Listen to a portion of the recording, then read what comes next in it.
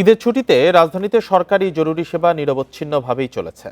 প্রায় অর্ধেক কর্মী ছুটিতে থাকলেও এসব সেবায় কোনো ছন্দপতন হয়নি। এক্ষেত্রে কাজে থাকা কর্মীদের আন্তরিক চেষ্টা ও দায়িত্ববোধ মূল ভূমিকা রেখেছে। কাজেই জনজীবন ছিল স্বাভাবিক। ছুটি শেষে গতি বাড়ছে নাগরিক সেবায়।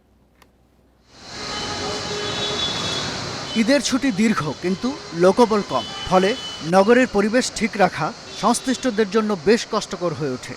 বিশেষ করে গুরুত্ব দিতে হয় বর্জ্য ব্যবস্থাপনায়। একটু এদিক সেদিক হলেই এই বর্জ্য বিপর্যয় নামিয়ে আনতে পারে নগরবাসীর জীবনে। আগের মতোই clean. Berger easy clean fresh, দেয়ালে দাগ থাকবে না, রাখবে সুরভিত।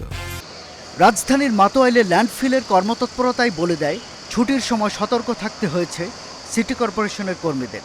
ফলে নগরের বিভিন্ন এলাকার বর্জ্য সরে গেছে সময় মতো। এই সময়টাকে আমরা ভালো একটা সময় আমরা নির্ধারণ করি, যে আমাদের সব সময় এসটিএসগুলি ক্লিয়ার যদি করা নাও সম্ভব হয়, আমরা ঈদের সময় কিন্তু আমরা এটাকে একটা সুযোগ হিসেবে নেই এবং ঈদের সময় আমরা 100% এসটিএসগুলি ক্লিয়ার করি। সো আমরা যদি আপনার নর্মাল সময়ের চেয়ে ঈদের সময় কিন্তু আমাদের ব্যবস্থাপনাটা আরও কঠোরতমভাবে আমরা পালন করে থাকি। এদিকে ঈদের ছুটিতে রাজধানীতে গাড়ির চাপ ছিল কম।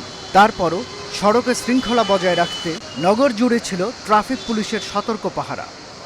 অন্যদিকে ছুটির এই সময়ে অতিরিক্ত সতর্ক থাকতে হয়েছে চিকিৎসক, নার্স ও হাসপাতাল কর্মীদের। কেননা অসুস্থতা কোনো ছুটি মানে না। ফলে সংখ্যায় কম হলেও হাসপাতালগুলোতে কর্মীদের কর্মচাঞ্চল্য ছিল বেশি। পেশার কথা চিন্তা করলে এর মধ্যে একটা আনন্দও আছে।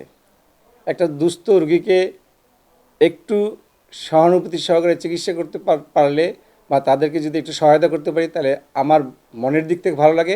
বড় কোনো ছন্দপতন ছাড়াই ঈদের ছুটিতে কর্মমুখর থেকেছে নাগরিক সেবার নিয়োজিত কর্মীরা। ছুটি শেষে কর্মী সংখ্যা বৃদ্ধির পর বছর জুড়ে তারা সন্তোষজনক সেবা দিয়ে যাবেন বলে আশা করছেন নাগরিকরা। শাহাদাত স্বপন, ইন্ডিপেন্ডেন্ট নিউজ, ঢাকা।